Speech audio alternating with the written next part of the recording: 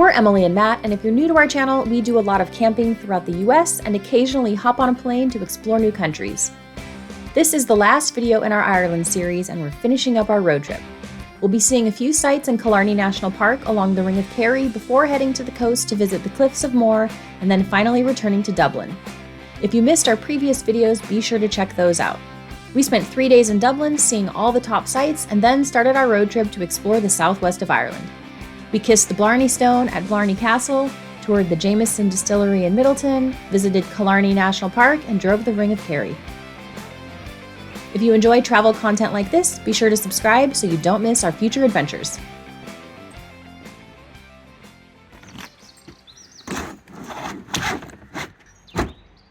Hey everybody, welcome back to our channel. Emily and Matt here. We are on our last day of the road trip, getting ready to head out to the Cliffs of Moher. And first though, we're gonna hit a couple spots we missed yesterday due to a road closure. So we're gonna hit Molls Gap, Ladies View, and then head straight north.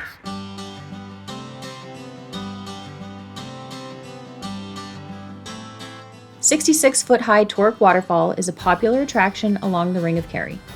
During peak season, the small parking lot is often full and you'll share the waterfall with hundreds of others. We were there at the start of the off-season and had it all to ourselves. The walk to the waterfall is short and flat under a beautiful canopy of trees.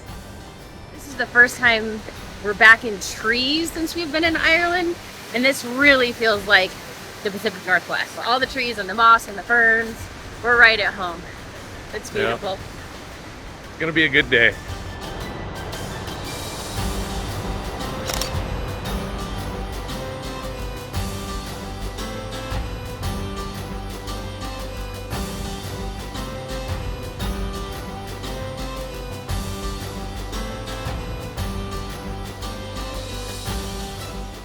Ladies Viewpoint is a popular stop on the Ring of Kerry and is one of the best-known viewpoints in the park. Ladies View got its name after a memorable visit from Queen Victoria in 1861. It's said that the Queen's ladies-in-waiting were so taken with the view that it was named after them.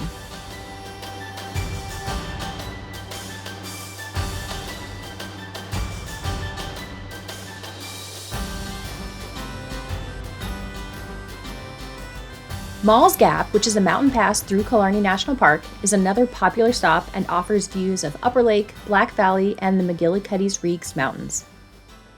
Well, we came up here to see Molls Gap. We were driving through the clouds basically the whole time. We are up pretty high. I don't know what elevation we're at right now. But as you can see behind me, we're not going to see anything because we're up in the clouds. So we'll have to maybe put a picture in here what this looks like. Anyway, this is a wrap for this section of Kerry.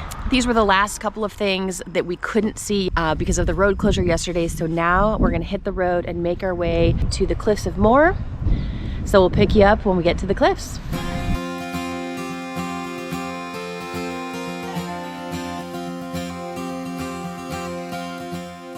It was about a 3-hour drive north from Molls Gap to the Cliffs of Moher. And as we've done frequently throughout this road trip, we took a mix of back roads and motorway to get there.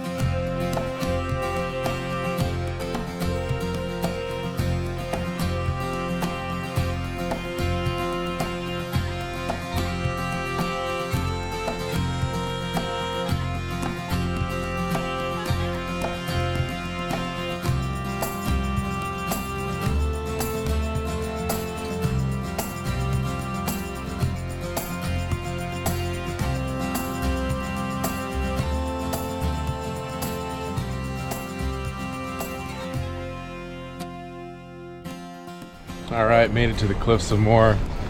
It's already a totally different experience. 4 or 5 times the amount of people here. Parking lots loaded, buses everywhere. It's twice as expensive to get in. It's 12 euros a person. It was €5 at Kerry Cliffs. Are the views worth it? Yeah. We'll soon find out.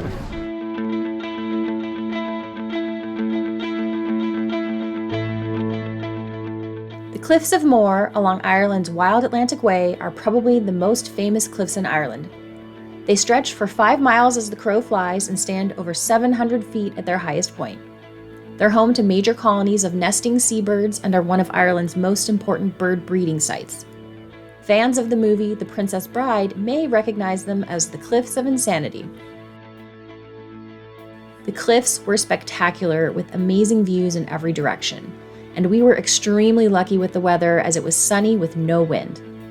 We can't quite decide if we like these or the Kerry Cliffs better.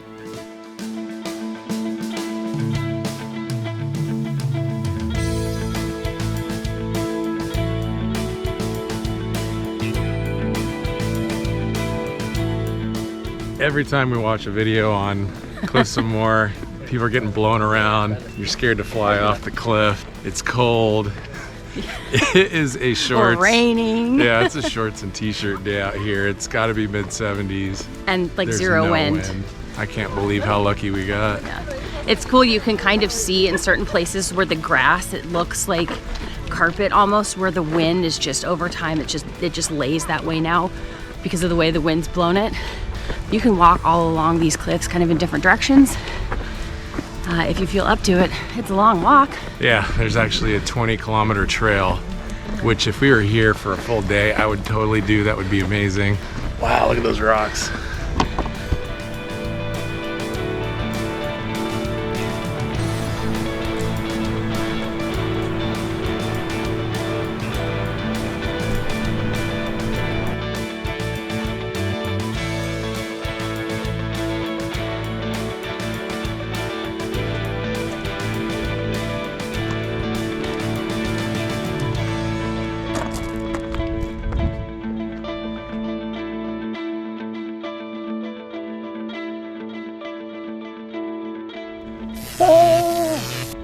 Just kidding. It's not live. Horrible acting. But don't test our theory when you're Yeah, here. Because I don't recommend it. We just saw other people running into it, so we figured it's not live. It's interesting, all up until you get to right up to the cliffs is private property. And so there's cows and sheep and everything just grazing all around. And then you've got tour buses and a parking lot and the cliffs. So I'm not sure if the cliffs themselves are maybe private property too. The Kerry Cliffs were private and you just pay the entrance fee. They're not like a national park or anything like you might find in the States. Like something like this would probably be a national park.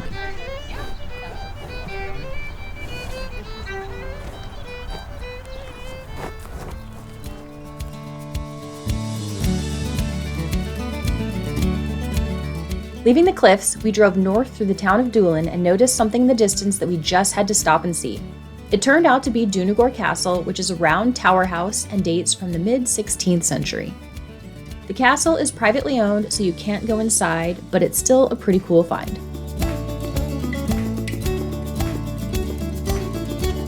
These lanes are so tight in this part that we are right now. Oh my gosh.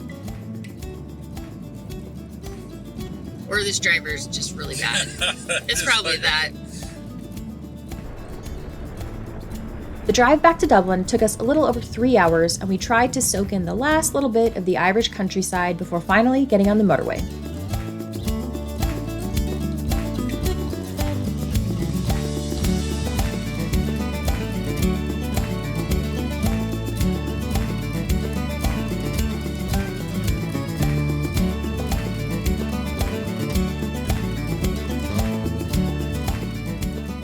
For our last 2 nights in Dublin, we chose to stay in a different section of the city centre on the north side of the River Liffey. This was a great hotel with spacious rooms and a complimentary breakfast buffet. We did also appreciate how quiet the neighborhood was compared to our stay in Temple Bar at the beginning of the trip.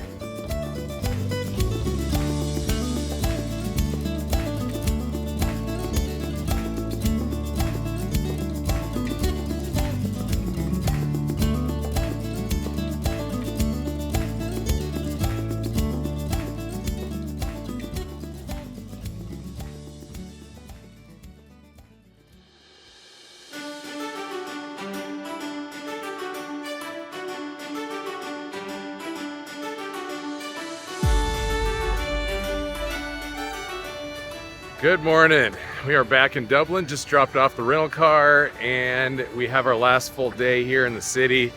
Road trip's over. Road trip's over. That portion was amazing. Highly recommend.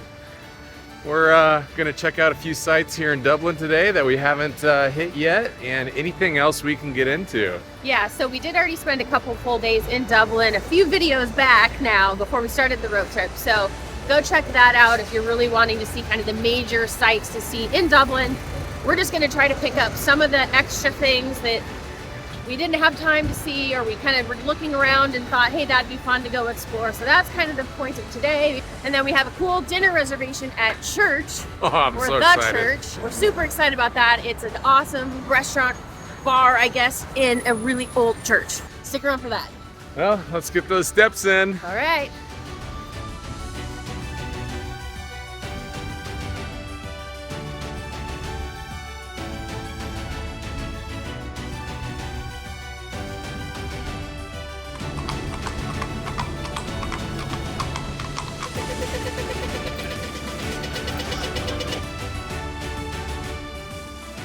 St. Stephen's Green is a historical park and garden located in the center of Dublin. The main entrance is through the Fusiliers Arch at the top of Grafton Street. It's a great place to relax and escape from the hustle and bustle of the city.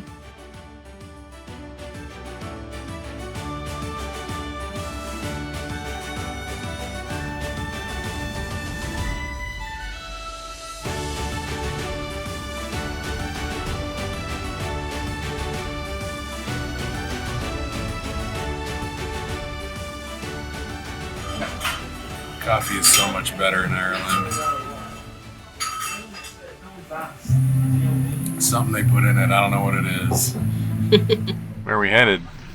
We are in a taxi on our way to the Teeling Distillery. We're not going to do a tour because we've done a Jameson tour.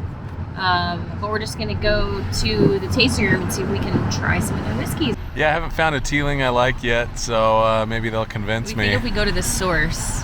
Yeah.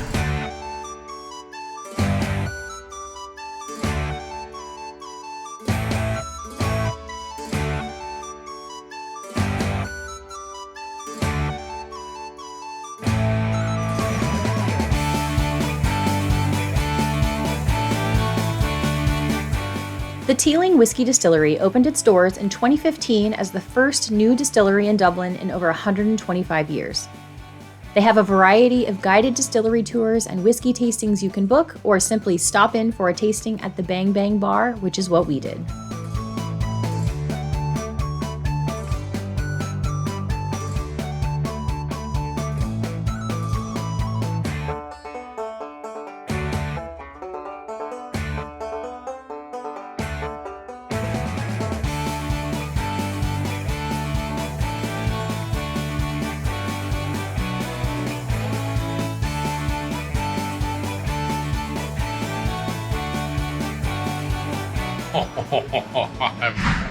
How does that rank with the other Irish coffees we had on this trip?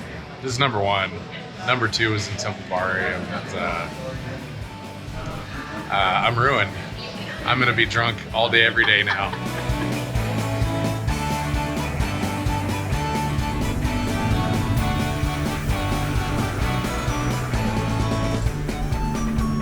That was an awesome stop at Teeling. I've been converted. Love the single grain. Em loves the single malt. But our favorite part was the Dublin coffee, Their or Irish coffee. Yeah. There's all sorts of variations. But we asked about what they actually put in them, and there's a lot to them. Everybody does it a little bit differently. Yeah, but they have a stout syrup that they make in-house that is amazing. You won't see it in their shop, but if you ask for it, they do sell it. It is good. We're excited to take that home, make some proper Irish coffees. We saw in the news yesterday was the warmest day in 50 years since In this time of year. in October, warmest October day since like 1969. But luck of the Irish is on our side. Let's go get a Guinness. Okay.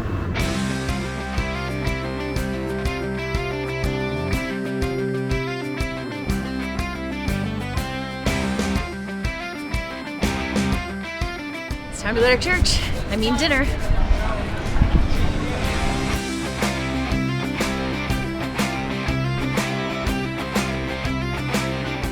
The church is a great place to come for live music and traditional Irish dancing. The food is a little pricey and nothing special, so we recommend you stop in for a drink and enjoy the entertainment, then hit up a local pub for dinner.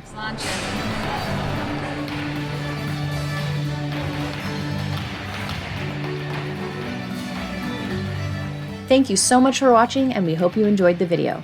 If you haven't already, be sure to check out our previous videos in this Ireland series or some of our other travel videos.